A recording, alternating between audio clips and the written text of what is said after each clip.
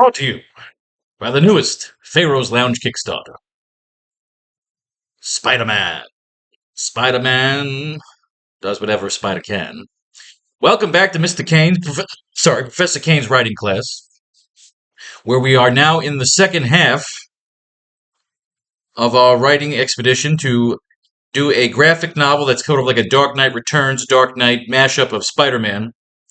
We look at the constant state of Marvel as being put in a position where we think at some point there will be an implosion and they'll want some new blood. Plus, if you got the guy from Sony that apparently doesn't want to sell the Spider-Man rights completely back to Marvel, I actually ended up sending my AracKnight graphic novel of Chapter 1, just the script, of course, with the Mary Jane cover, to the head of Sony Pictures just for the fuck of it. Maybe he throws it in the garbage, or maybe, just maybe, the book that we've made from our writing class will end up being optioned for the movie. But until then, you know what we've done with Chapter 1? Chapter 1 will be on sale. I'll make it on sale on my Kickstarter. We'll put up a new cover next month for it. Right now, we're working on Chapter 2. As always, what we do is every single class, we read through a bunch of Spider-Man comic books, your homework from the night before, in chronological order, and we mine from it, we pull from it ideas to make at least 2 pages, 12 panels per class, 2 pages per class, until we get a 24-page graphic novel and 3 concept covers. That is the goal of every single class. And then again, we make the screenplay into a 24-page comic book screenplay, and then we get it off to our art team, and we actually start making it happen. So there'll be evolutionary measures to these textbooks as they get bigger and bigger as we add more pages, because technically, I don't think we could sell this kind of book like straight on the market. We could sell it as a textbook. Point is, you get around the rules. True genius isn't breaking the rules. It's getting around them. So today our goal is to get into the second half of our books. We've got the first 12 pages already written. So now we move on today to pages 13 and 14. A quick recap. We began Chapter 2 with an overview of Empire City being involved in sort of like a heist. Very, very a tribute to the beginning of Batman the Animated Series, with a voiceover of J. Jonah Jameson talking about how the Sinister Six has been holding the city for ransom, threatening to sabotage the biggest project in Empire City history, which is the Mars colony, which of course is our little Easter egg of the Fantastic Four. So Spider-Man, of course, is going to have to save the day and save the Chameleon, who is our lead villain here. We had Kraven as our setup villain. And the idea is, like I said, we're trying to make these things like fucking Harry Potter graphic novels. We're kind of like if you were like an all-star Spider-Man, all-star Superman. So we see if it works out. That's the whole point of our class, is to show that we can go in chronological order. We can use our references in life. We can use our imagination to make a wonderful screenplay that we can turn into a comic book, that we can turn into a 5-chapter, 4-chapter, 6-chapter, whatever, graphic novel series. And what the hell, maybe one day it actually gets made. Because if Marvel continues the way they do, they're going to need some new fucking blood and get rid of these crappy other ones. Anyway, what we had here was Spider-Man attacking a dirigible, and he thinks he's about to save the day. But of course, what ends up happening is it's a booby trap. What we've led up to here in our script here is we've had, again, Spider-Man, we did a tribute to Batman the Animated Series with him, the beginning scene with the 2 guys running up to the rooftop and Spider-Man leaping down. He leaps on top of the dirigible. He's solving them from making a big, big heist. By that time, he jumps into the cockpit. It ends up being a booby trap, and he almost gets killed. Now, we have on the voice over here is Spider-Man swinging around the sky, getting used to his utility belt and his web shooters, and really, really just getting into the motions of him being this superhero. We have Uncle Ben, who, again, we've used as our Alfred in this particular story, but also the guy on his mic, the guy on the radio. So we have Spider-Man not constantly talking to himself. Instead, he's communicating with Uncle Ben out there. Uncle Ben, we have him here. We have him living instead of Aunt May. We have Spider-Man's parents being killed in front of him, a la Batman the Dark Knight. So we do some changes to the origin as a way of trying to make this our own original take on Spider-Man, as opposed to just spitting back the fucking comic books, which ends up happening way too much because a lot of these new writers have no fucking reference. We have an overactive imagination. We have our guts. We have cannabis. We have beer. We have anything we need to stimulate our brain to take it towards this fun little project. So again, if you become a better writer out of this, or if you get some ideas, you don't have to write it the same way I write it. I'm just leading you down the primrose path. So again, we have Uncle Ben on the communication. We have the dirigible. We like the dirigibles. I like the ideas. Empire City is we have it as a futuristic cyberpunk New York. We have some flooding, so we have canals. We have a nice little skyway overlay. that I get the ideas when I go on Instagram and you look at those architectural websites and they come up with these crazy concept designs for new skyscrapers and new transportation hubs and bridges with condos on them, all sorts of crazy cool shit. And that's what we want our. We've developed this backstory within Chapter 2 that Empire City was New York, essentially, that seceded from the rest of the United States as the United States fell into a second civil war. It's all we've introduced in our backstory. And the idea is that Dr. O, our man in the shadows, the leader of the Sinister Six, has been saying he's basically holding the city for ransom. I believe we had the number was 20 billion. And the idea is in gold bullion. And if they do not deliver it, he has promised that he will blow up and destroy the upcoming launch of the Mars colony. So that is our MacGuffin of this story. There is no world-ending events. It is a situation and story developed entirely. Let me put this in silent. Developed entirely inside of Empire City. Plus, it gives us a chance to flesh an Empire City backstory. Really isolate our little point of this kingdom, of this Earth we are creating here. So, we have Peter Parker checking in with J. Jonah Jameson. He is now getting a job at the Now magazine. We don't have the Daily Bugle. We're not doing newspapers in our high-tech thing. However, we do have it in the Daily Bugle building, which was designed to look like the old-school Daily Planet buildings. We throw in our little Easter eggs of our love of DC Comics, our merger of the universes, our alternative take on Spider-Man, an Earth 2 Spider-Man, if you will. So again, after the hoax and almost getting killed by the booby-trapped dirigible, Spider-Man Peter takes all the pictures that he took of foiling this robbery and brings them to the owner of Now Magazine, one of the richest men in town, J. Jonah Jameson. We have Now Magazine as a more hipper Maxim magazine, but also like a video magazine. We'll have screens on the building, that kind of shit. So it's a magazine, it's a TV magazine kind of thing. So, of course, Peter has taken up his love of photography, and he's going to be sort of like more of a lifestyle photographer, but also action photographer. He brings his portfolio in. Of course, Jonah wants him to help pin it on Spider-Man. He believes that Spider-Man is the guy behind this, and that he's creating all these stunts to draw attention away from the fact that he's the one behind it. So right again, we come out of the gate with J. Jonah Jameson hating Spider-Man. We haven't introduced his son, the astronaut, yet. We might use him, maybe in this Mars colony thing, as we get into our story a little deeper and we flesh it out. So what happens here is Peter applies. The reason he actually goes to Now Magazine was he was hoping that J. Jonah Jameson would lead him to figuring out who's the one behind all this, or if even J. Jonah Jameson was behind all this. So the idea is that he comes out of it with a job, and he kind of laments to Uncle Ben. And Uncle Ben says, at least now we have a corporate sponsor, because while Peter has a trust fund, he's not a billionaire like Bruce Wayne. He's just nicely well off. He's got a nice rooftop apartment.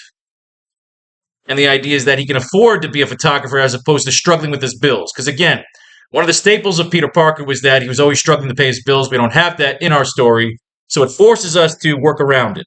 It forces us to make Peter Parker interesting and not just make a fucking Spider-Man story where we name the guy Peter Parker just for the hell of it. You have to have elements of the original here so they know you're making a tribute as opposed to just complete utter rehash with just the same names. We have him on the cityscape. Now, this is where we start to come into where Peter is swinging around the city looking for some action, and he gets cut off by the chameleon who's been watching him. Now, originally, when Peter snaps out, he snaps his web, he crashes into like a dumpster, and standing over him is Kraven.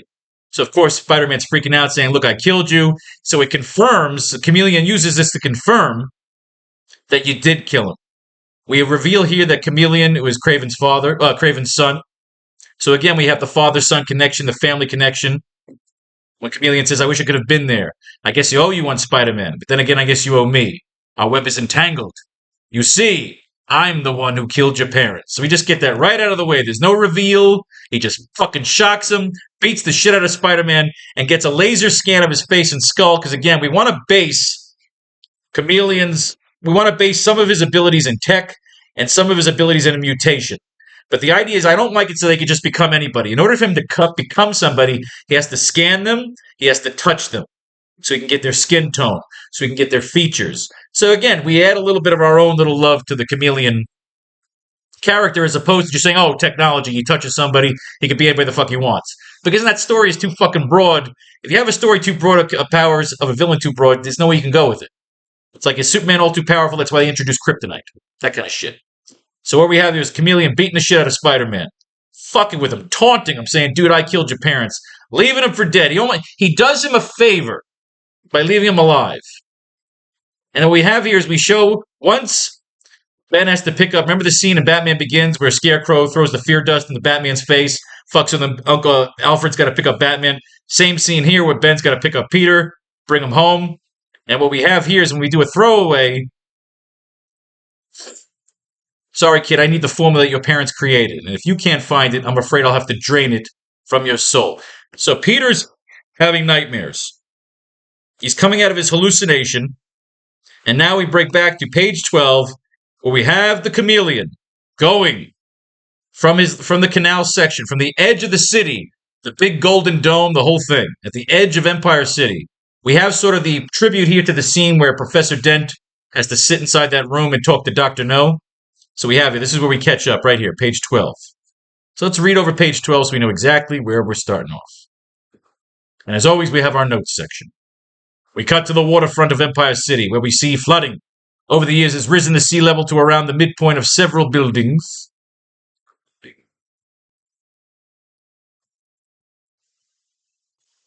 Giving the waterfront a cyberpunk Venice of the future type of feel. We see in the distance a large, clear shield. Let's take it from Trump. A golden dome, which we see acts as a barrier closing off Empire City from the rest of the world. Captured across the scene panel reads, meanwhile, at the edge of Empire City. Close-up shows the white-suited chameleon stepping to the edge of a pier between two sunken skyscrapers. A small vessel floats towards him as we hear the voice of his employer over his radio. Do you have what I need, Dmitri? Yes, Doctor. I have your formula. You can send the sled. The chameleon steps inside the vessel. You'll have to understand why we can't meet in person, Dmitri. I've heard quite a bit about the benefits of your mutation. My regards to science, Doctor. No doubt I'm hoping to earn your trust with this recent acquisition, as well as a confirmation. This boy is the one who killed Craven. Did you say boy? Yes, Doctor. He is the son of the scientist. Another mutation? I guess that's for you to find out. Doctor, I'm merely auditioning. Your spot is not guaranteed, Dmitri. This fraternity is closed. Was closed, Doctor. With my father now dead, hopefully rotting in the 7th level of hell, Craven's spot belongs to me. I'm done toiling through the waste. I'm done toiling the wastelands. I'm through toiling the wastelands. Right? I'm done toiling. I don't like the way that's coming out. I'm done toiling through the wastelands. We're giving this impression that maybe America is a little fucked up. And you need me to complete the circle. I'm done toiling through the wastelands. And you need me to complete the circle. I need you to focus on your mission. Empire City is fat with riches. They drained every coffer in the name of neutrality, then built this monstrosity of a metropolis while the rest of the nation sank. And how did they thank the architects of their gluttony? They tried to wipe us out, so we wouldn't expose their secrets. Now, I shall have my revenge. Even have to take this masterpiece down with it. You want your spot, Dmitri? You want to prove yourself superior to your father? Or do you want to be another piker, sitting atop a paper throne? Oh, I love that fucking line. So what we have here, in this little monologue from Dr. O, we're given the idea that this was like Maegor, King Maegor, from Game of Thrones. Where after they built the Red Keep, he poisoned all his architects so that no one would know the secret tunnels and canals. So what we have here is we're introducing the idea that this Dr. Octopus may have been the architect behind Empire City. And then he got fucked over. So we have a little bit of a... There's nothing wrong with giving our villains some backstory. It makes it more fun, so that we might sympathize a little, maybe even root for the villain. So now we have our notes. This is what we're working with today. Our goal is to get 12 panels. 6 panels on page 13, 6 panels on page 14. First, we need some water. So look at this. While I get some water, turn the fucking air conditioner on.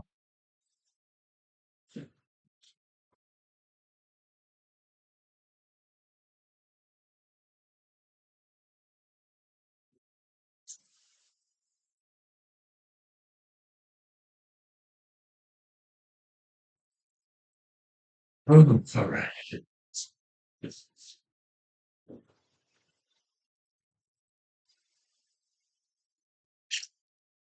Let's do this. All right. We're looking for some inspiration. So what we have now is we just leave off. Chameleon is talking to Peter. Is talking to Dr. Octopus. What we have here in terms of the art. Close up a chameleon with a holograph projector showing the Mars colony. All right, so we could break away from him there. What did we do on the page before with Peter? Peter is having a dream, tossing the vial with the formula. All right, so Peter was having a flashback to the murder of his parents. That's where we left off with Peter. We cut to Ben in the car, the concerned look on his face, racing through traffic, almost looking like the fifth element outside of his car window as he navigates through Empire City traffic. We hear the voice of J. Jonah Jameson over the radio. This is J. Jonah Jameson with the Now magazine special editorial. I have footage that proves my theory that this entire Mars colony terrorist plot is nothing more than a publicity stunt. A rash and desperate attempt by one man whose craving for fame, fortune, and glory supersedes his humanity. I'm talking about a mutation, a perverted prankster, someone from outside the walls of Empire City. So we cut to Peter inside the backseat of the car, his body convulsing as the electroshocks going through his body is causing micro-seizures, which are making him sweat and foam at the mouth as his mask is peeled up halfway. I'm talking about the menace that calls himself Spiderman, and we have exclusive footage that shows him trying to sabotage a recent delivery of rare gems, going so far as to recruit his own personal army. Peter starts to hallucinate, dreaming about the night his parents were killed. He sees the chameleon shooting his mother. No doubt this Spider-Man has access to advanced technology, which he's used to infiltrate our cyberstructure in order to finance his life of debauchery and decadence. Close-up of Richard Parker tossing the vial with the formula into the sewer as he falls dead to the ground. Long we the citizens of Empire City have taken the blame for the fallout of the Civil War. Of the Second Civil War. Of the Second Civil War. And there are those who still find their ways back into our metropolis, slithering up through the sewers that still connect us to the chaos from beyond. So again, we're doing more backstory here. Shit is not good outside of this dome of Empire fucking City. Close-up on the chameleon about to kill Peter. The close-up is menacing, like when young Bruce Wayne saw the close-up of Jack Napier in Batman 1989. The chameleon is like the Joker in this scene as he taunts Peter. Sorry, kid. I need the formula that your parents created. And if you can't find it, I'm afraid I'll have to drain it. Scary close-up as the chameleon morphs into a monstrous reptilian version of himself, even almost venom-like, as his tongue and teeth grow large and scary. They are about to swallow Peter's head whole. From your soul. Trying to come out of the hallucination, Peter pulls off his mask, the foam and vomit spewing everywhere as he blacks out. That's where we left Peter. Okay, so we leave off the chameleon looking at a holographic projection of the Mars colony. So now we got to cut back to Peter. Peter will wake up in the lab of his parents where Ben took him to recover. All right, there we go. Panel 1.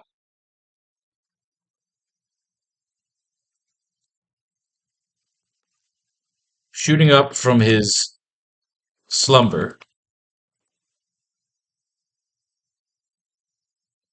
Peter shoots up awake, shirtless, covered with sweat.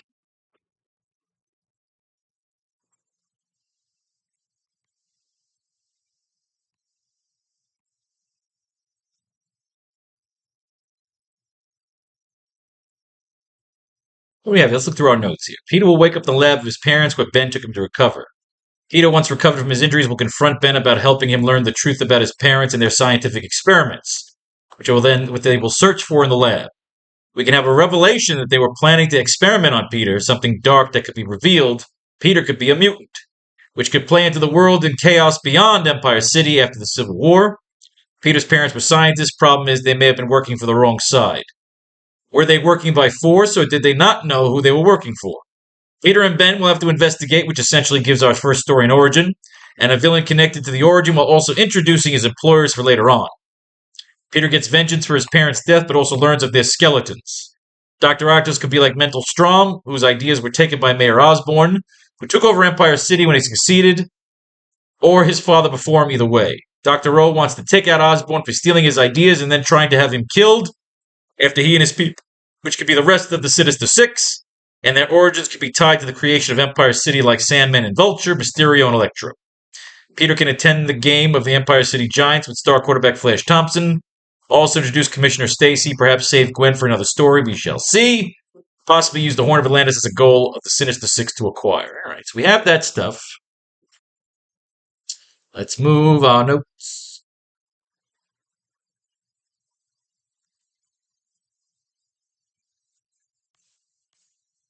So, shooting up from his slumber. Let's put that here.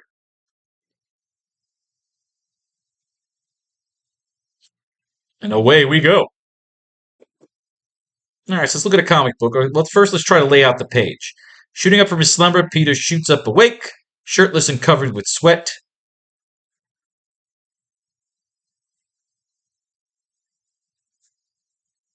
It was on a long lab table, on a long medical lab table.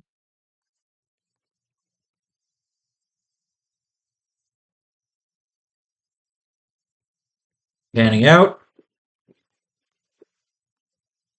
Peter sees that he is back in his parents' lab. He sees the equipment and is also hooked up to IVs and a monitor. And a monitor for his vitals. Uncle Ben enters the room with a large tray of hot tea.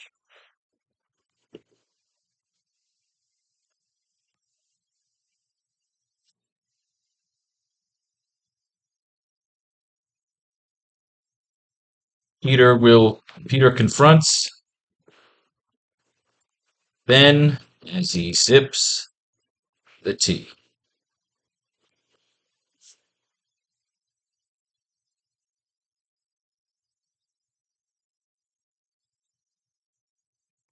We cut to Peter and Ben looking around the lab.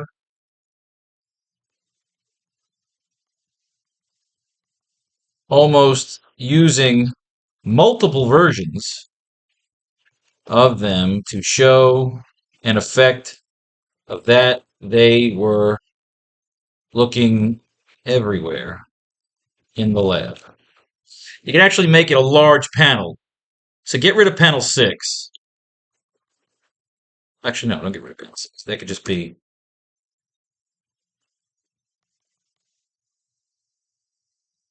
because it was searched for in the lab. Okay.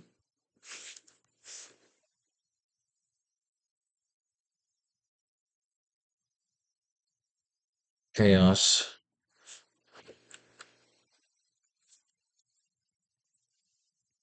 Close up on Ben pulling a relevant and revealing file.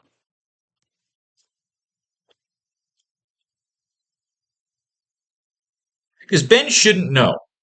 We have to keep Ben pure. If you look at the movie The Batman, when there's this big revelation that Peter's parents might have been a little bit corrupt or started being involved with corrupt people, that Alfred knew. So I want to take that away. Ben didn't know. Ben was in the fucking dark. He was just watching Peter.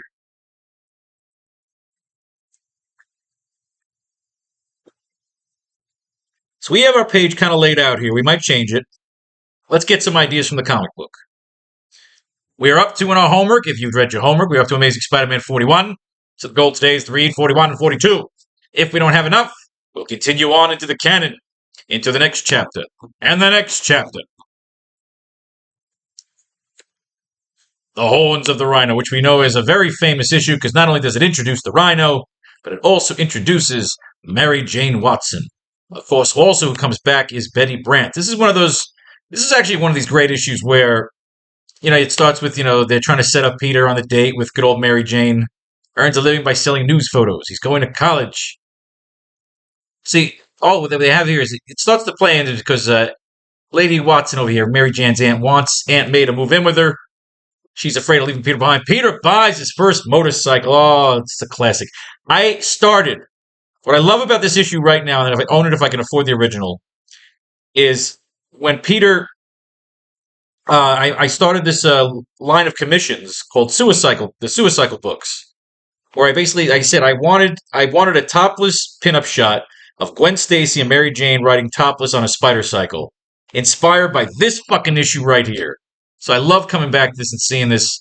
We might have to bring the spider cycle into. We also see the brand new artist John Romita Jr. is on. You see, he's a different style for Peter, different suits, and we also bring in good old John Jameson. We might have to use John Jameson as another pilot in the Mars colony, or maybe he's pulled last minute, or maybe he's even hurt and taken out. So John Jameson is an astronaut. He's the son of the J. Jonah Jameson here. It might work, but we might save him for later on. Save the man wolf. You never know. He hates Spider-Man. But remember, he talks about how Spider-Man saved him way back in Amazing Spider-Man #1. We have that famous scene, the module, the component catching on. J. Jonah Jameson hates him, throws darts at him. We've established the hatred. But John Jameson says, look, man, I got some fucking spores here. Did some crazy shit with me. And the only thing they really did with him is they made him like super powered for a while. But, yes, that's when they bring in the Rhino here. Now, we can't really use the Rhino here because he's been used in Amazing Spider-Man 2 and he kind of sucked. He was used in Kraven and he kind of sucks. We got to give him a break. We can't use him here. Plus, we already used Kraven. Now we're using Chameleon. We threw the Looter in. And we had the Enforcers. So I don't think we'll be using the Rhino. And the idea is he's got the hide. It was experimented on. Peter's wearing the suit. And all of a sudden, Betty Brant pops back into his life. At first, he's excited. Then he realized, wow, this is Dullsville. He realized there's no more chemistry. He's better off setting her up. And he says, oh, shit, fucking Ned Leeds is, hey, you two should bang because I'm over Betty Brant. And we don't have that here because, again, we're using Betty Brant as the love interest for our first particular story. I'm not sure if we might bring in another love interest. It all depends on how the story plays out as we write it. So again, the Rhino's escaped. He realizes, holy shit, I gotta go do something. John Jameson, but the Rhino attacks, steals the kid. He's got to get the thing. He's got to finance the bike. He wants to move. Everybody's doing some shit. He can't study. The hobo tunnel. He escapes. He gets shot at. Peter hears it, gets the suit on, swings around the city. Great Caesar's fucking ghost. All this crazy shit. Spider-Man's got to fight. The Jameson been captured by the Rhino. He fights the Rhino. He throws the Rhino. He smashes into the wall, punches him in the fucking face, jumps here, jumps there. Everyone gets smacked around. It's chaos. It's pandemonium. Spider-Man versus the Rhino. What will happen? Who will win? Oh my good lord.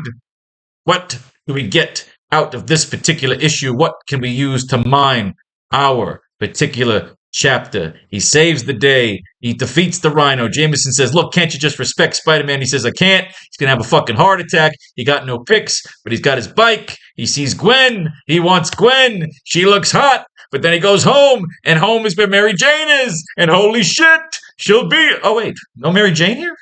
Oh, Mary Jane's next issue. All right, well, we're going to meet Mary Jane in the next issue. So this was more about introducing the Rhino, bringing back good old John Jameson, doing some more into the deep-rooted hatred that he has for him. So again, so what they have here is they give you a little showcase here if you want to play with the Rhino some more, but I don't think we're using the Rhino.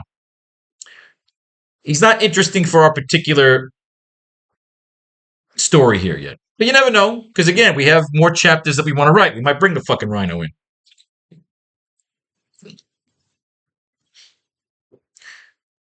Shooting up from his slumber, Peter awakens, shirtless and covered with sweat on a long medical table.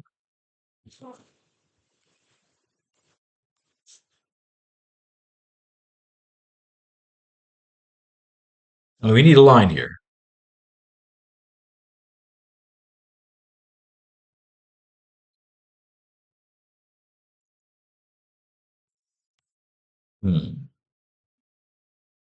Shooting up from his slumber, Peter awakens, shirtless and covered with sweat, on a long medical lab table.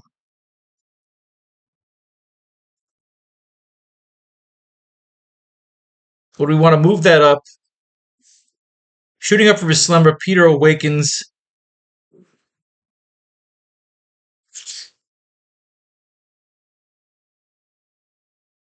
No, I like that because you like the shooting up from the sweat. Although, didn't he do that already? No, he was puking in the car. So again, like Batman Begins, he's got to shoot up from his sweat. He's got to shoot up from his slumber.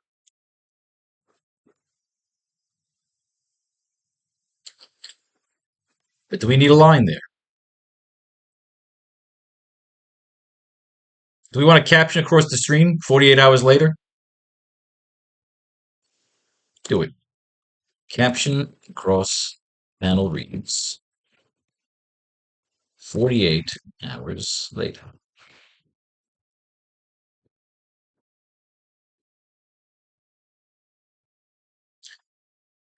48 hours later. Panning out, Peter sees that he is back in his parents' lab. He sees the equipment and is also hooked up to IVs and a monitor for his vitals.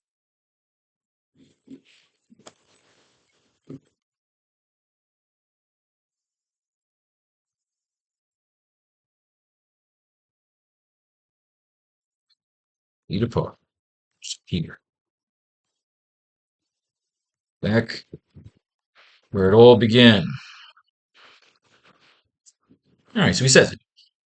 Back where it all began.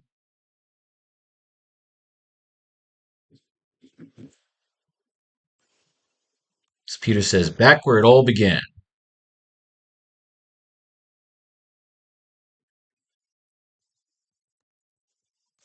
And Uncle Ben will say off page, thank the gods.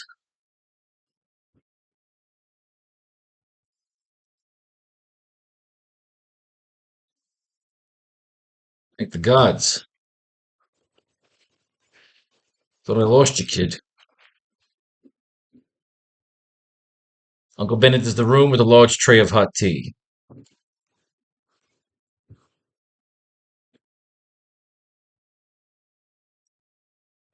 Uncle Ben can bring you to a hospital. Can bring you to a hospital while Jameson is calling you a fugitive.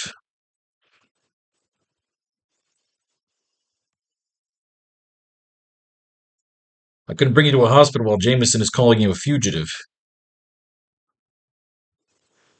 So I came here. So I brought you here.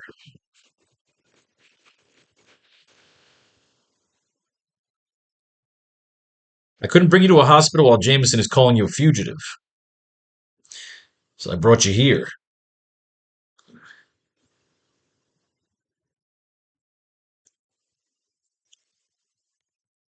Unbelievably, well, this shit still works.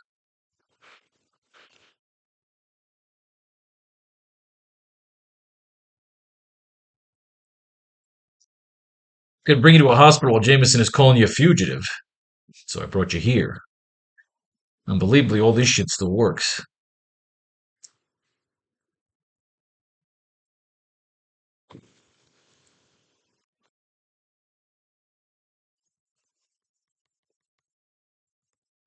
That's the blood pressure.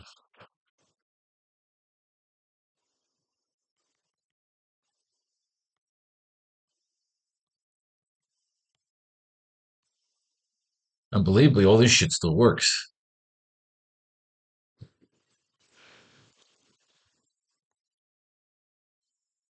Your parents knew how to build, knew how to create things that last.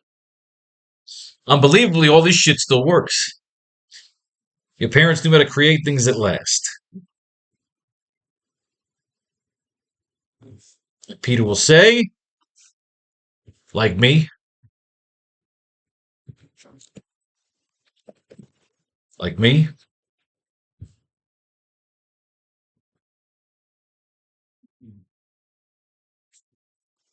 Well, Ben will answer. Say again. Peter will confront him while sipping his tea.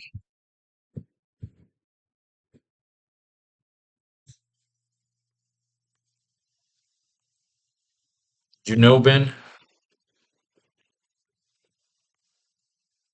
They know.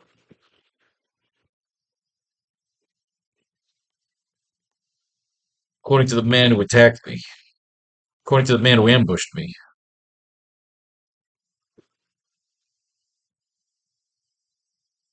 According to the man who ambushed me. He said he was after the formula my parents perfected. Supposedly perfected. Did you know, Ben? Did they know? According to the man who ambushed me. According to the man who ambushed me, he said he was after the formula my parents supposedly perfected.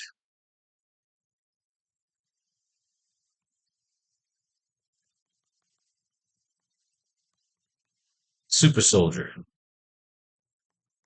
The super soldier serum? I always thought that was a myth.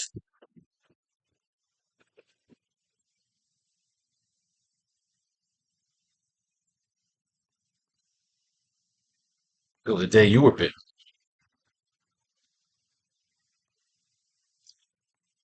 It was an accident, Peter.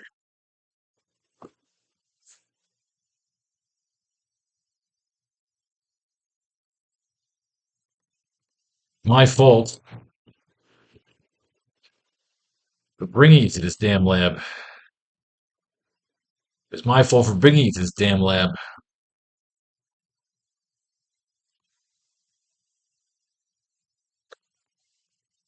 But they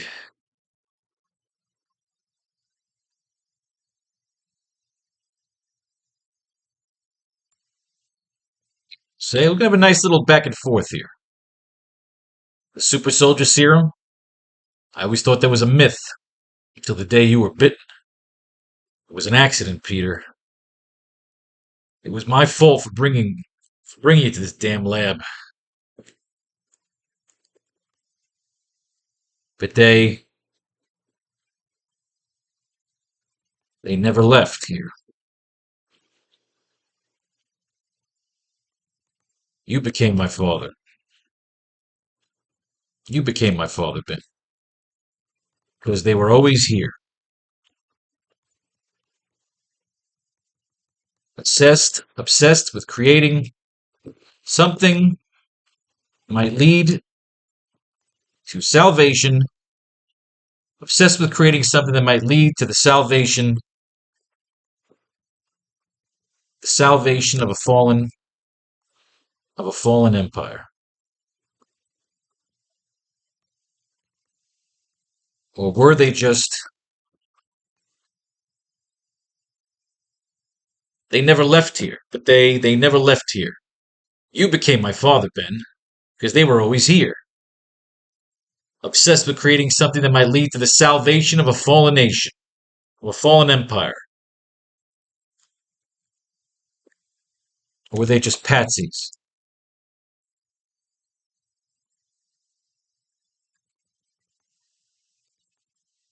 Looking for a shadow? Or were they in on it?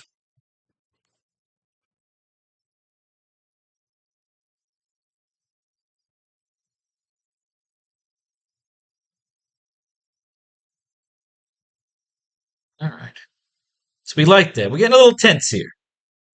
Remember, he's still a young fucking kid. He's still a teenager. He's 18 fucking years old.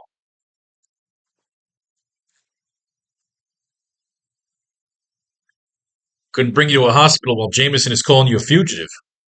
So I brought you here. Unbelievably, all this shit still works. Your parents really knew. Your parents really knew how to create things that last. Like me. Say again. Did you know, Ben? Did they know? According to the man who ambushed me, he said he was after the formula my parents supposedly perfected. The super soldier serum. I always thought that was a myth until the day you were bitten.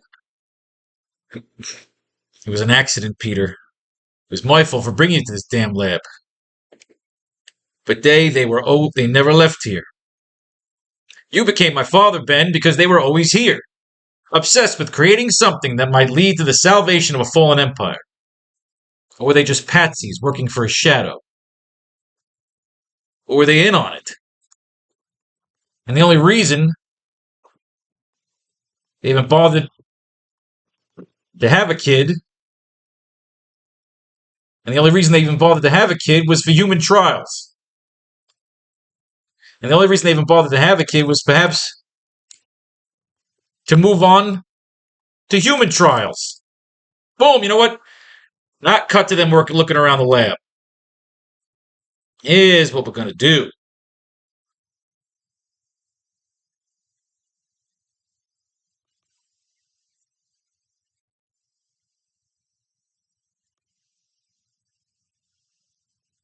Panel 6.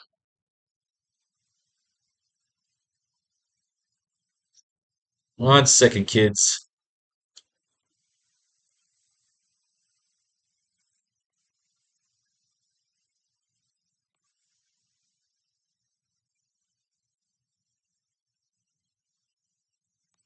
Here's what we're going to have. Remember Indiana Jones and the Last Crusade?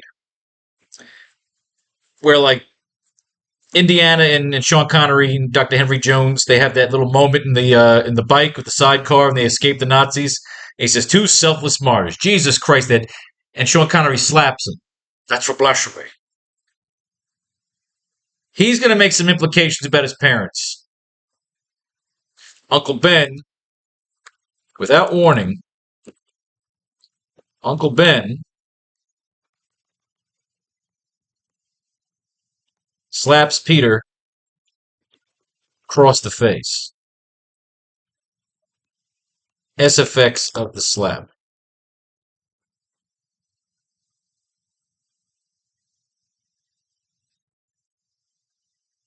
We'll have to move.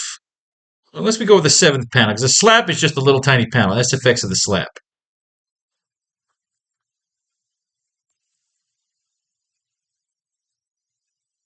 So again, that could be panel 7.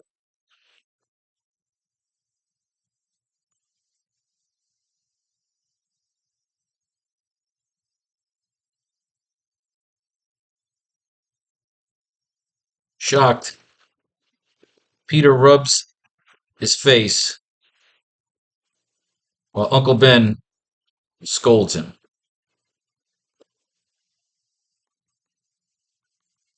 for insulting his brother.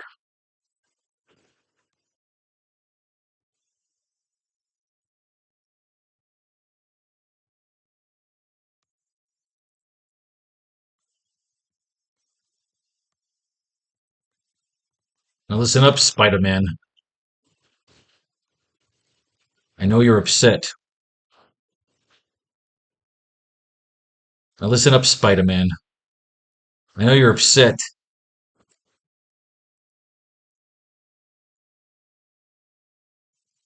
I know you're upset. And maybe the poison,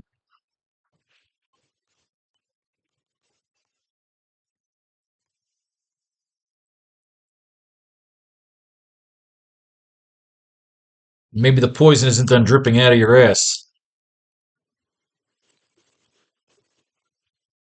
I know you're upset. Maybe the poison isn't done dripping out of your ass. That's my brother you're talking about.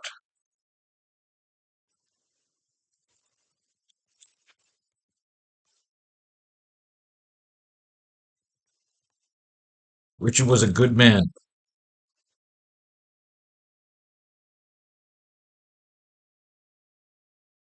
Richard was a good man. So was Mary. They were soldiers before they were scientists.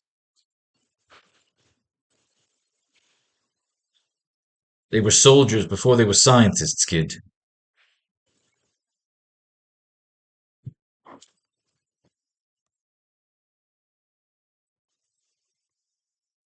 In a war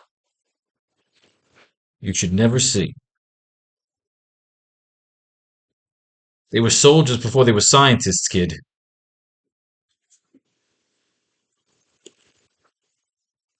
They both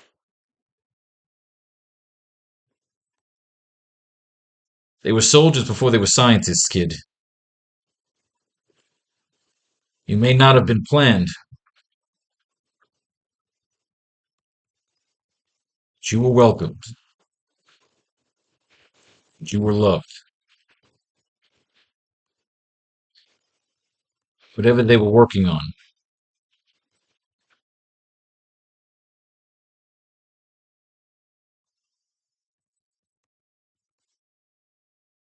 While it may. Let's see. Now listen up, Spider-Man. I know you're upset, and maybe the poison isn't done dripping out of your ass, but that's my brother you're talking about. But that's my brother you're talking about. Richard was a good man, and so was Mary.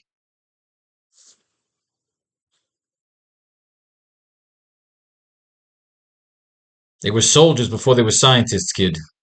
You may not have been planned, but you were definitely welcomed, and you were loved. Whatever they were working on,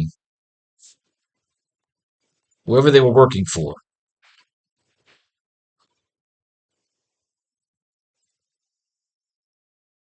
whatever they were working on, whoever they were working for,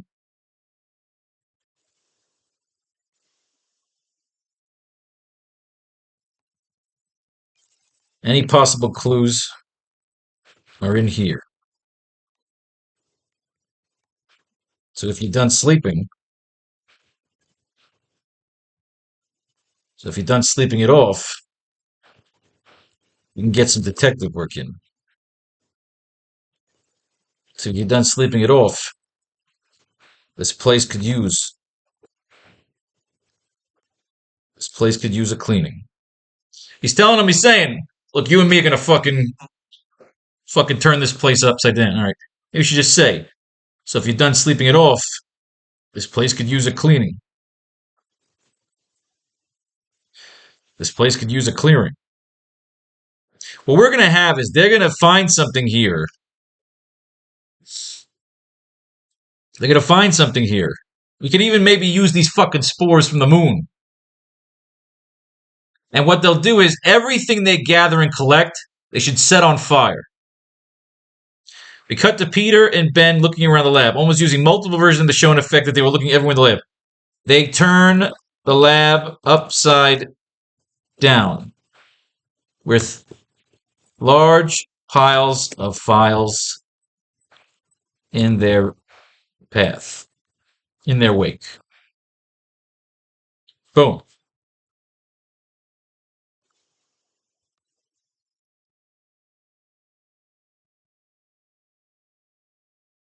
They were planning to experiment Peter. Something dark could be revealed. Peter could be a mutant, which would play into the world in chaos beyond the Empire City after the Civil War. Wrong side. Were they working by force, or did they not know who they were working for? Okay, let's get this out of here. Peter will have to investigate, which essentially gives our first story an origin, and a villain connected to the origin while introducing its employers for later on. Gets vengeance for his death. We cut to Peter and Ben looking around the lab, almost using multiple versions of the show in effect that they were looking everywhere in the lab. They turned the lab upside down with large piles of files in their wake. Just need something quick here, and we are done with this page.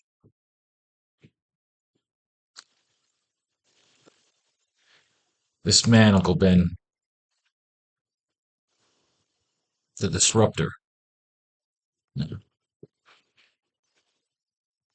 He killed my parents. Your brother.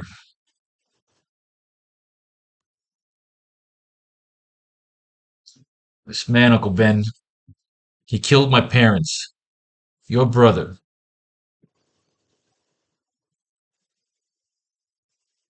Whatever his motive, the answers are here.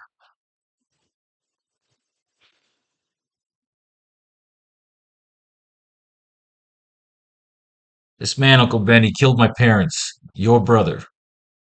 Whatever his motive, the answers are here. But there is also something missing.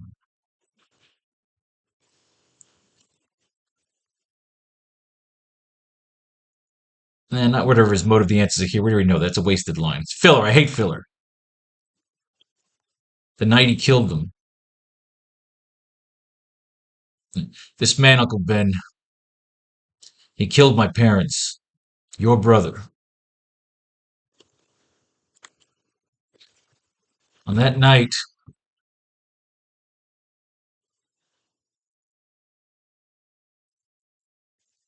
he tried to take something.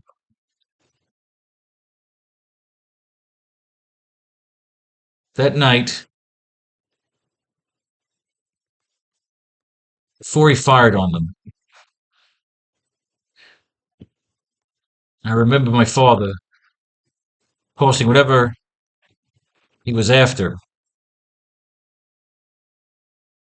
Before he fired on them, I remember my father tossing whatever he was after into the sewer.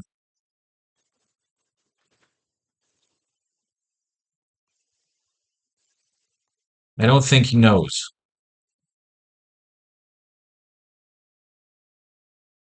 This man, Uncle Ben, he killed my parents, your brother. Before he fired on them, I remember my father tossing whatever. Before he fired on him, before he fired upon us, before he fired upon us, I remember. I remember my father tossing whatever he was after into the sewer. I don't think he knows.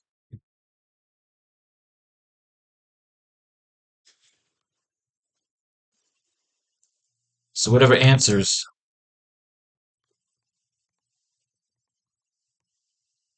we find here, they should die here, just as they did. He's telling Uncle Ben, whatever we find here, we destroy.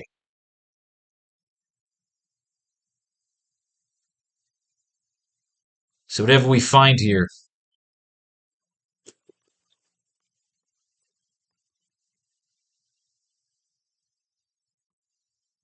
we destroy.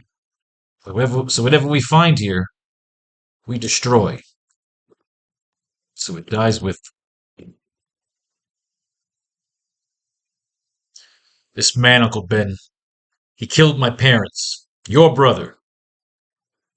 Before he fired upon us, I remember my father tossing whatever he was after into the sewer. I don't think he knows. So whatever we find here, we destroy. So it dies with them.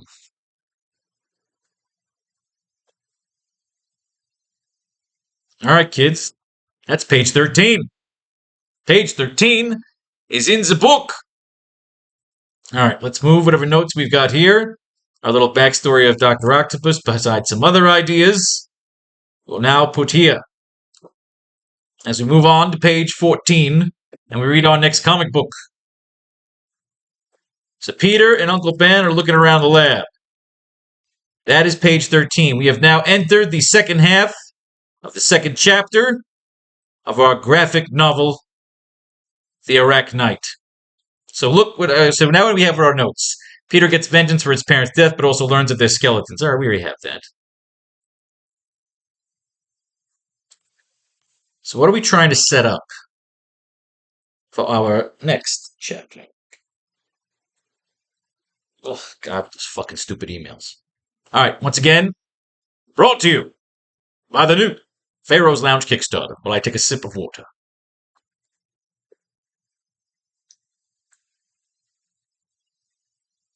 And a fresh putt. I'm looking for Ray Finkel. And a clean pair of shorts. All right.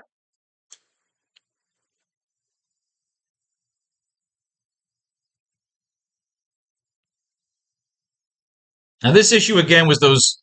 From our last issue, Colonel John Jameson got hit with some fucking spores.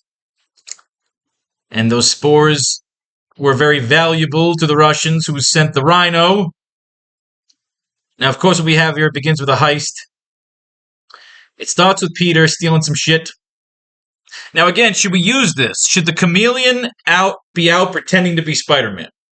Should he be feeding into the fugitive sense that the chameleon, like that the J. Jonah Jameson has been feeding to the city of Empire City through Now Magazine, through his broadcast, saying that Spider-Man is behind all this, that it's an elaborate prank to gain some money for his fame. Now that we've had the chameleon go in and get his facial scan, should we use the chameleon to do some Spider-Man type shit in order to start framing him? Or do we save that for when he tries to sabotage the Mars colony? So again, we mine the old stories for our ideas. So again, we show Spider-Man here. He's doing a ripoff. He rips off a bank, but it turns out it's one of those exploding. He says whatever Jameson's been saying about him is true. He is a fucking menace. But of course, we reveal later on it's a booby trap. He throws it off the bridge. It explodes. Jameson will know about it. Betty Brant's hanging out with fucking Ned Leeds. Don't worry about those spores. Do we want to use the spores? We're on the spores here. The idea is that we can't look at it as just a weird coincidence that we're reading this issue when we're up to this part of our plot. Do we want to use spores? He starts getting some superpowers from these spores. He's barreling through the walls. Everything's going down. They give him a super suit so that he can have superpowers. It's kind of like a throwaway issue, but it does involve J. Jonah Jameson's kid, who's now superpowered. I think he was banging She-Hulk later on. Do we give this guy a carrot? He wants him to go take out fucking Spider-Man. That webhead has fooled everybody all this time. I was the only one who saw through him, but it was a lone voice crying in the wilderness. Nobody believed me. They all laughed at me. So do we want to use this now? We have 11 pages in our second chapter to go. Superpowers. He's robbing a bank. Speak up, man. Quarter jurors in Rain out of here. We ordered not to go off alone. It's dangerous. Now we get into the origin of the Rhino. The idea is that he was experimented on. You get through his hide. No, it's not Matt Murdock. This is Foggy Nelson trying to appear. So they have a little side out here. However, Mr. Nelson, if you feel you cannot accept the assignment, perhaps your law partner, Matt Murdock, is available. No, Your Honors, it happens to be out of town at the moment. He sure is, as you'll see in Daredevil number 21, now on sale. If we find ourselves in a bit of a jam, we can throw this in as like a extra issue to maybe give us some ideas. I shall accept the defense of the prisoner known as the Rhino. Excellent. At this moment, your client is unconscious in cell block B. But now he escapes. Barreling through the wall. They shoot at him. The tranquilizers, they take him down. They must figure out where the hell he came from. Peter's got his bicycle, his motorcycle. Gwen Stacy's looking hot. She's having a party. Holy shit. He's got to meet Mary Jane. Fatuous. So we have Peter wandering around. He's pissed off because he's supposed to meet Mary Jane Watson. He thinks Mary Jane's going to be a bore. Of course, it turns out not that way. But now John Jameson's waiting for him and he wants to fight Spider-Man. So it's going to be one of those good old-fashioned fucking slugfests. John Jameson versus Spider-Man. It's a slugfest. It's a fight fest. Walls are getting destroyed. Bricks are getting shot at fucking people. Webs are getting shot in people's fucking faces. Everyone's getting pissed. He sees that there's a booby trap. He shoots everybody. He knows there's a booby trap. He's got to let it explode. In the water, Foswell is back. He's reporting. Jameson's pissed. John Jameson's pissed. Everybody's pissed. People want to fight, get their costumes on, push past motherfuckers, fight motherfuckers, attack motherfuckers, jump up walls, swinging here, swinging there, punch in the face, a test of strength, match up, lock down, fight, fight, fight, shoot, zap, spores, death, everything's going down. I think this is where he has the heart attack. He puts on his shirt and tie. He walks in. He says, holy shit, I'm in love with Gwen, but it's Mary Jane. Mary Jane, Mary Jane. Face it, Tiger, you just hit the jackpot. This famous issue, plus a swinging surprise or two. The Rhino on a rampage. I guess we get to the Rhino's origin next issue. They haven't talked about other issues in the Marvel Universe for a while, which is kind of annoying. So you don't know where else to go in the Marvel Universe. Maybe this is the way they do it, but not. This is with the Spider-Man letters section. Spider-Man actually made it to TV, too, this time. So we went through it. If you did your homework, so did you. If we cannot pull 6 panels out of that, because again, it's more of just fight of the week. They're hopefully starting to finally develop the side stories where they become more ongoing. And now we have page 14. We have Spider-Man and Uncle Ben looking around the lab. Do we want to cut away or do we want to keep them in the lab? They're turning the lab inside out, upside down. Peter says he's got to go after this guy. This is the guy who killed his parents. What do we have next? Do we want to cut away to the chameleon again? Do we want to start showing off his powers? Do you want to get into his backstory?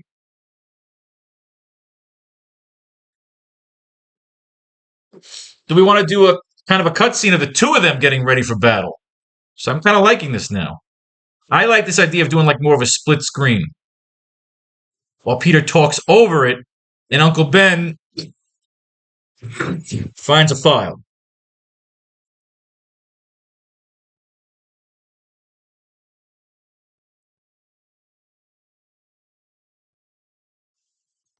We cut away to the chameleon.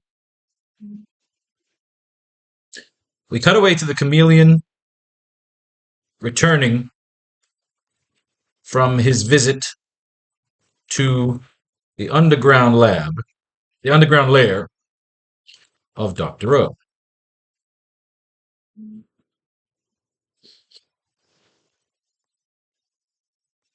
He's dressed in his white suit.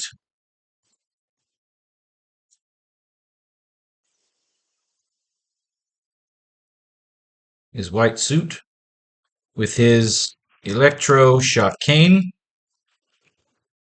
and a rose in his lapel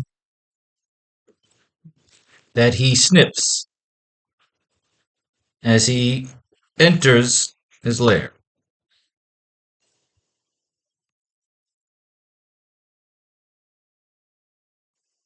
Uncle Ben and Peter talk over scene. There we go. So we can have them talking about his origin while we're showing him getting ready for work. And then we cut away and show Peter and Ben burning all the shit from the lab, and the chameleon is burning all of Kraven's shit. Oh, I fucking love it.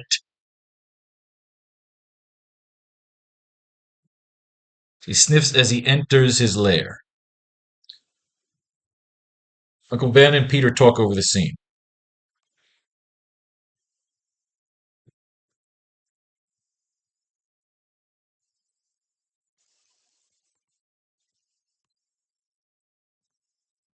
I think I found something with reference to human trials.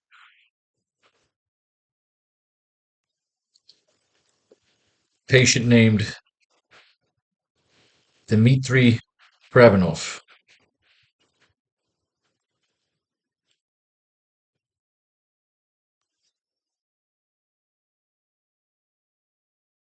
I think I found something with reference to human trials. Patient named Dmitry Kravinov. All right, I like it. Yes, I like it. I like it. Flipping on the lights, we open to see the lair does not belong to Dmitry, aka the chameleon, but it is the lair of his father, Kraven.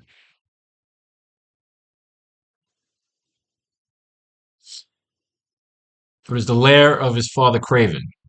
We see several stuffed trophies of several large beasts of burden, jungle, predators, even a predator or alien Easter egg in the background to really show off an exotic kill and mounting of Kraven, to really raise his cosmic profile. Dmitry stands in the center of Kraven's lair, looking on in disgust at all of his trophies.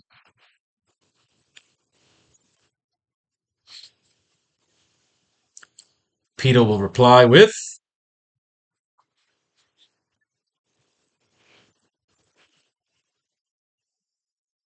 Kravenov.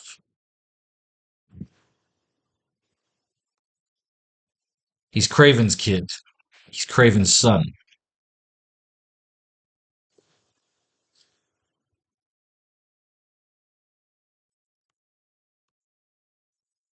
He's Craven's son. The hunter. The hunter stalker. The one I wrote to you about.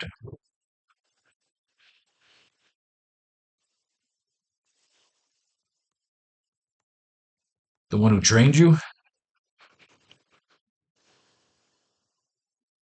The one who trained you.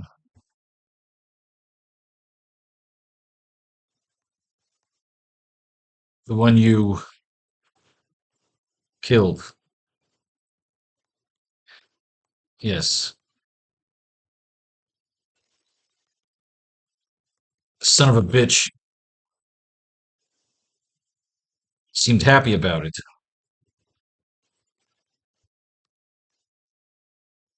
Well,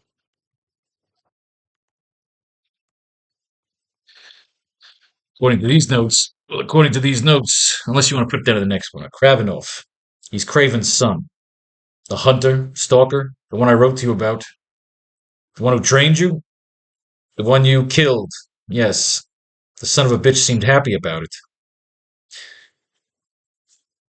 With good reason.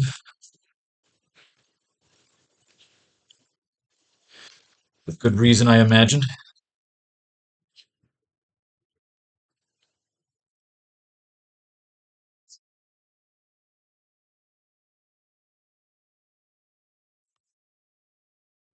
Son was a mutant.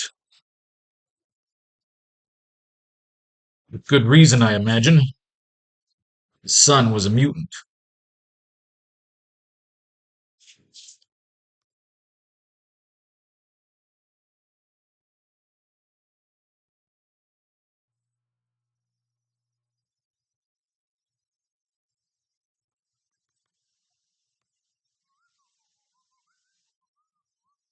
So we got here.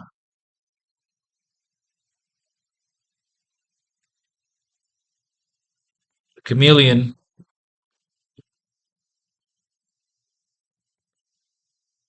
descends into a massive rage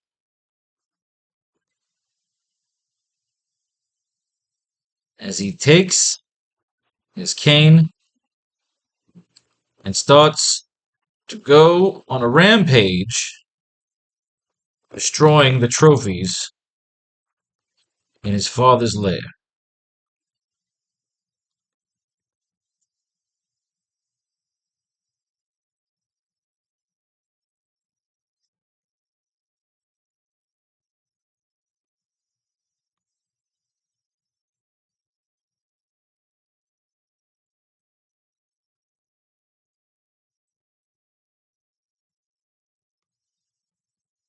Check out the file.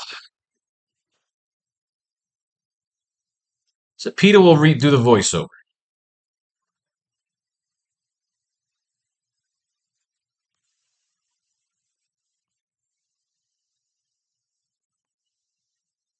The ability to replicate skin and features. The ability to replicate skin and features. Skin and features of anyone he touches. Master of the skies. The ability to replicate skin and features of anyone he touches. A master of the skies.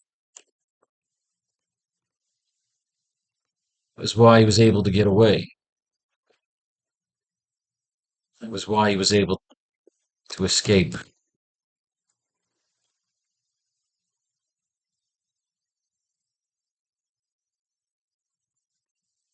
why he was able to escape Empire City. But now he's back. For what?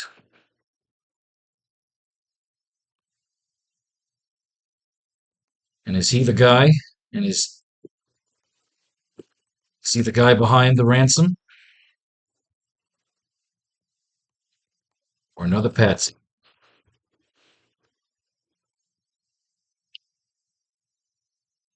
The chameleon descends into a massive rage as he takes his cane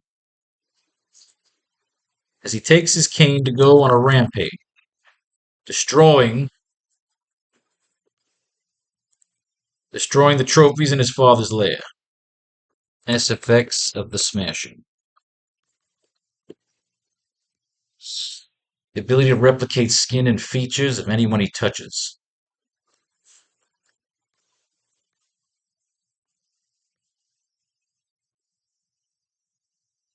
The master of disguise. It was why I was able to escape Empire City. And now he's back. For what?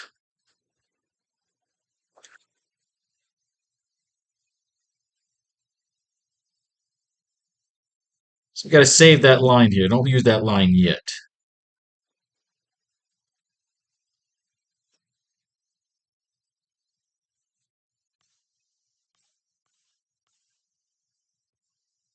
The ability to replicate skin and features of anyone he touches.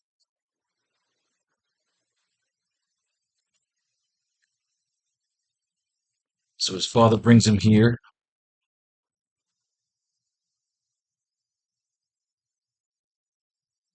See, I don't know. Does he have the mutation before they experiment on him? That's the problem now.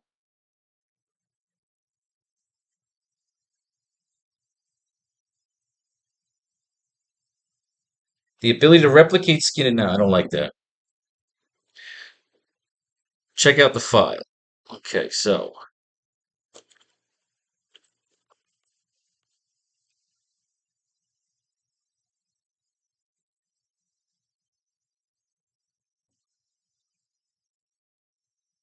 subject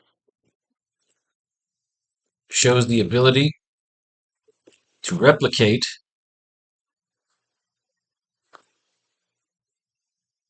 Oh, see, this is okay. Now we got it. Now we got it. With good reason, I imagine. His son was a mutant, not a mutant. With good reason, I imagine.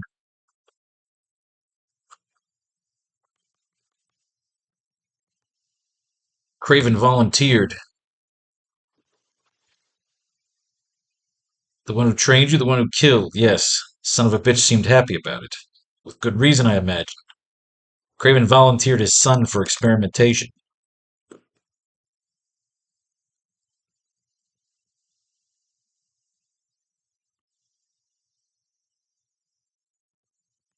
Wanted the pride of having his son become the first Captain America. Wanted the pride of having his son become another Captain America.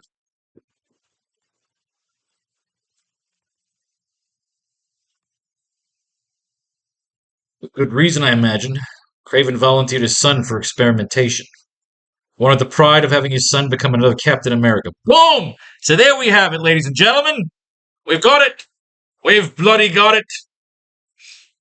Craven, the piece of shit that he is, found out he had a kid and fucking sold his ass out to Richard and Mary Parker, who experimented on him.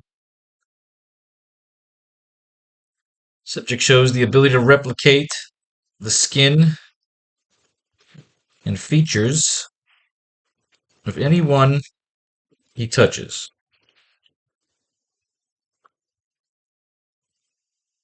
So the experiment, in essence, fails. And he doesn't become a super soldier.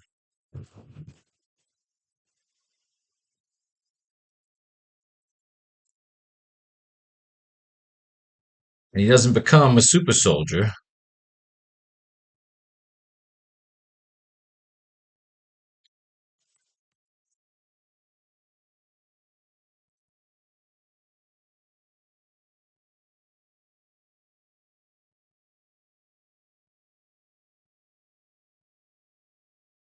Okay.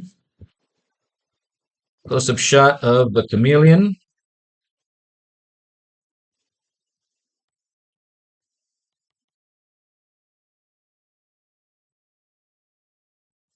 Dropping a match into the lair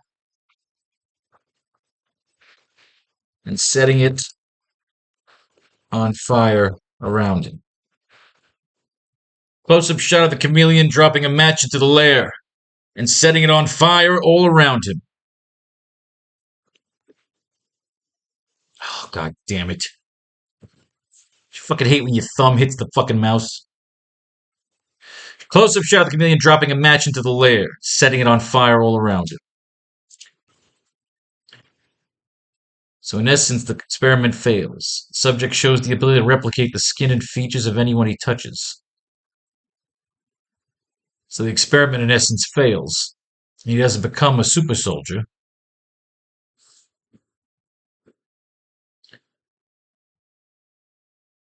Skin and features of anyone he touches. So the experiment in essence fails. And he doesn't become a super soldier.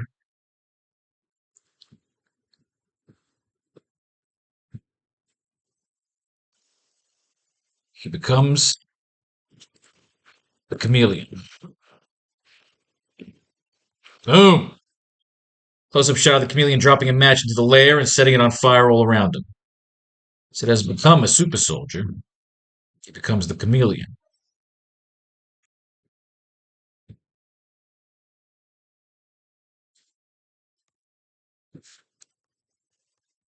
He finds out my parents have a new subject. Survive the spider bite.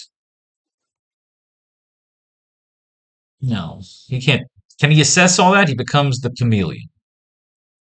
We're going to end this page with Peter, with the chameleon pretty much unzipping and putting on a spider suit.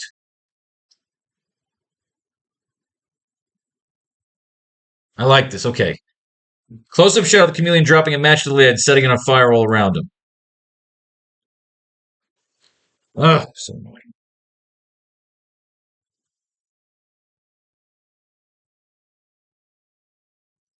Panning away, we see the chameleon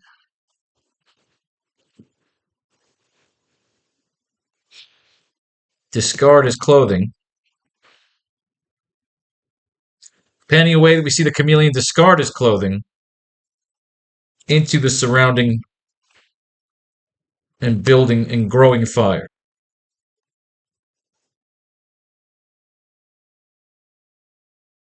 Into the surrounding and growing fire.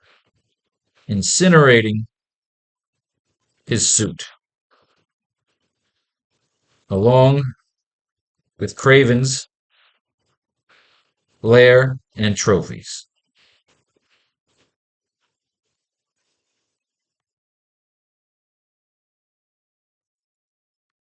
We finish the close-up. Back, we pan back to the chameleon.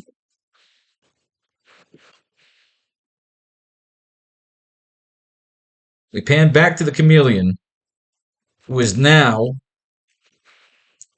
completely decked out and outfitted to look like Spider-Man, taking on his persona to cause some damage in the city. Boom. So the page is finished art-wise. Now we just need the rest of the dialogue. And then this fucking page is done. We're going to move these notes. Dr. Octopus will be like Mendel Strom. We're going to move these notes here to page 15. All right. He becomes the chameleon.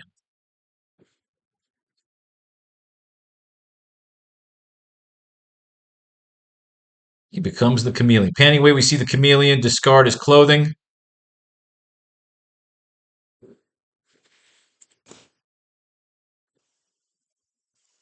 SFX of the fire swooshing to life.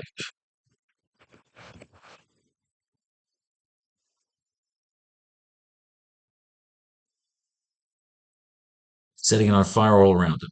SFX of the fire swooshing to life, he becomes the chameleon. Panning away, they see the chameleon discard his clothing into the surrounding and growing fire, incinerating his suit, along with the Craven's lair and trophies.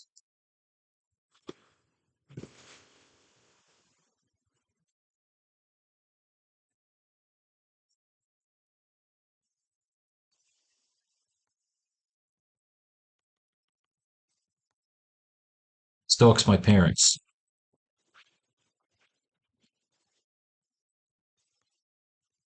Using whatever skills he picked up, he stalks my parents. Using whatever skills he picked up from his father.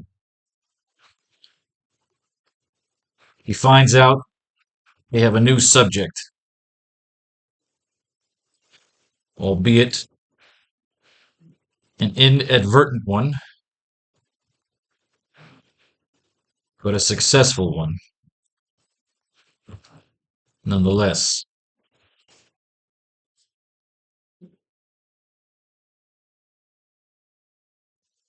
So if he can't take the formula, if he can't get the formula,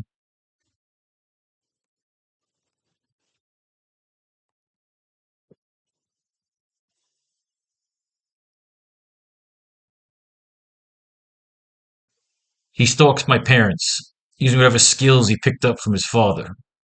He finds out they have a new subject, albeit an inadvertent one, but a successful one nonetheless. So if he can't get the formula, we pan back to the chameleon, who is now completely decked out and outfitted to look like Spiderman, taking on his persona to cause some damage in the city. So it finishes with the line, so if he can't get the formula,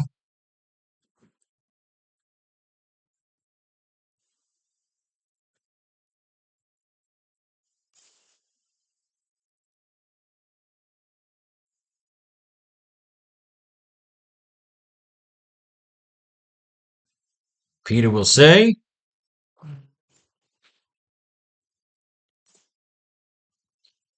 he'll have to take it. You have to take it from my dead and rotting corpse.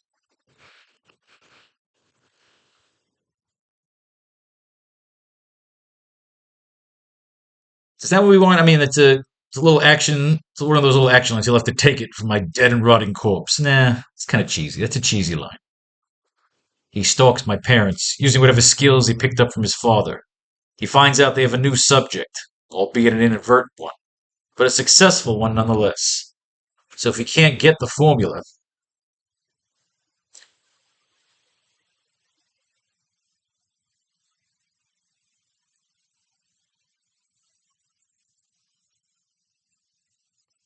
then he'll be back for me. I'll be waiting. There we go. Oh, I love it. And the idea is, as Peter's saying it, Chameleon is now dressed as Spider-Man, so he's becoming him. So if he can't get the formula, then he'll be back for me. And I'll be waiting. Boom! Done! Ladies and gentlemen, another fun, filled, and successful class. May fate and fate decide your fortune. If you should make this and love this, then contribute to the brand new Faro's Kickstarter. 6 days to go. Faro's American Safari, Kentucky, Kingpin Fried Rogue cover with Kingpin and Rogue Daisy Dukes. That's it. Peace, love, and war. All that shit in between.